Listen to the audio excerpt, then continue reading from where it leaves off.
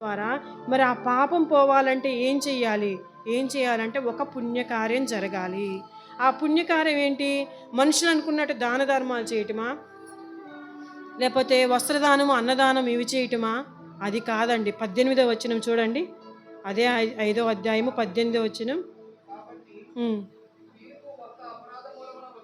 హ్మ్. హ్మ్. హ్మ్. హ్మ్. హ్మ్. హ్మ్.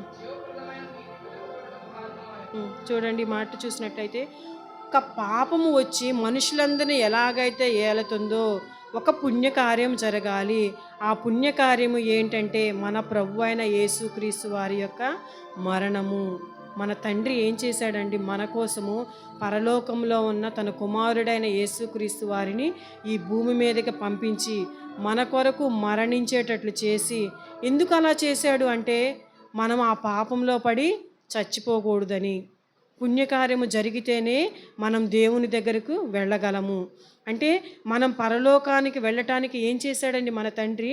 ఒక పుణ్యకార్యం చేశాడు. ఆ పుణ్యకార్యం ఎవరి ద్వారా చేశాడంటే యేసుక్రీస్తు వారి ద్వారా. అంటే పరలోకానికి బాటలు చూపించాడండి మనకి.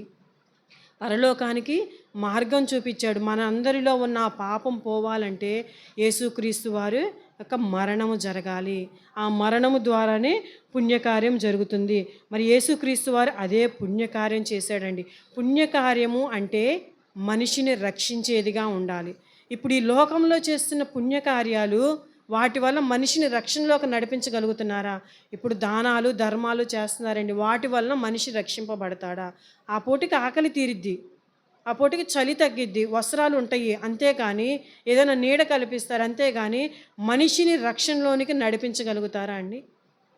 నడిపించగలుగుతారు వాళ్ళు చేసే దానాల వల్ల? లేదు. కానీ మనిషిని రక్షణలోనికి నడిపించే కార్యం ఏంటంటే పుణ్యకార్యము. ఆ పుణ్యకార్యం ఎవరి ద్వారా జరగాలంటే మన ప్రభువైన యేసుక్రీస్తు వారి ద్వారా. ఆయన ద్వారానే జరగాలండి. మరి ఇవి చేయటం వల్ల పుణ్యకార్యము పుణ్యకార్యము చేయటం వల్ల రక్షణ అనేది వస్తుంది. మరి మనం దీన్ని ఫాలో అవ్వాలండి. ఈ లోకంలో ఈ వ్యక్తులు చేసేదాన్ని కాదు మనం ఫాలో అవ్వాల్సింది. యేసుక్రీస్తు వారు చేసేది మనం ఫాలో అవ్వాలి. మరి దాన్ని మనం ఫాలో అవ్వాలి అంటే యేసుక్రీస్తు వారే మనకు మాదిరి కదా! ఆయన ఏం చేశారు చూడండి. మొదటి పేతురు పత్రిక 2వ అధ్యాయము 21వ వచనం. మొదటి పేతురు పత్రిక 2వ అధ్యాయము 21వ వచనం చూసినట్లయితే, క్రీస్తు కూడా హ్మ్.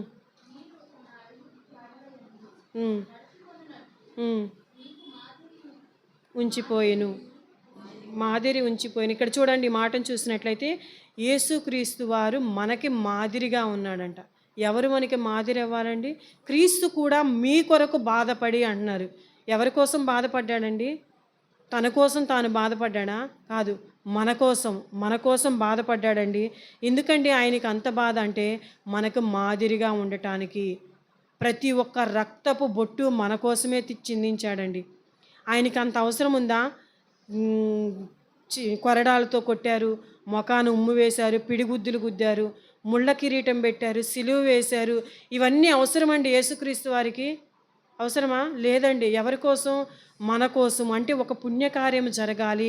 ఆ కార్యం వల్ల మనమందరము రక్షణలోనికి నడిపించబడాలి అంటే యేసుక్రీస్తు వారు మరణించాలి. అది ఎందుకు చేశాడు అంటే మనకు మాదిరిగా ఉండటానికి.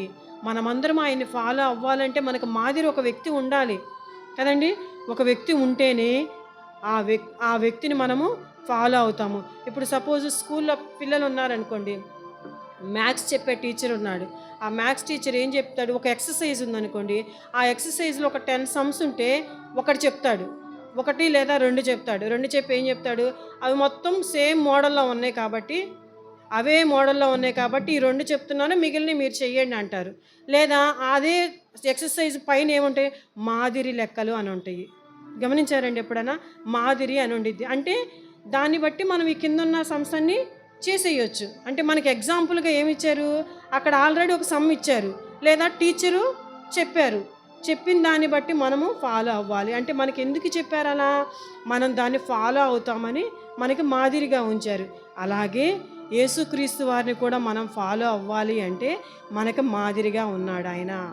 ఆయన ఎందుకు అన్ని కష్టాలు అన్ని శ్రమలు పడాల్సి వచ్చిందంటే మనకి మాదిరిగా ఉండటానికి. కనుక మన బ్రతుకు సమస్యలుగా ఉందా, యేసుక్రీస్తు వారి దగ్గరికి రావాలండి. యేసుక్రీస్తు వారి దగ్గరికి వస్తే మన బ్రతుకులో ఉన్న సమస్యలన్నీ సాల్వ్ అయిపోతాయి. మనం ఎలాగైతే సమస్య చేయగలుగుతున్నామో అలాగే మన బ్రతుకు ఏదైతే బాధలు ఉన్నాయా, లేకపోతే ఏదైనా సమస్యలు ఉన్నాయా, మనము ఆయన దగ్గరికి రావాలి. ఎందుకు మనకి మాదిరి ఎవరు? యేసుక్రీస్తు వారు. ఎవరో ఒక వ్యక్తిని మాదిరిగా తీసుకోకూడదండి. యేసుక్రీస్తు వారిని మనము మాదిరిగా తీసుకోవాలి.